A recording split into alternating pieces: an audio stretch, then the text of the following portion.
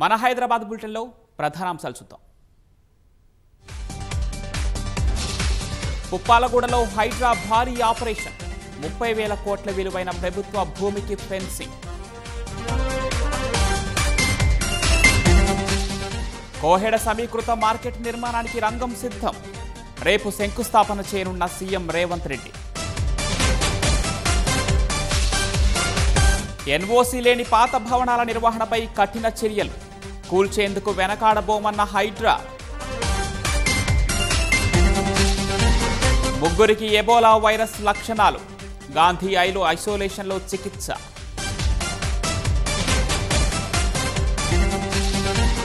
Hitech సిటీలో పోచంపల్లి వస్త్రాల ప్రదర్శన, కొత్త డిజైన్లతో 100 స్టాళ్లు.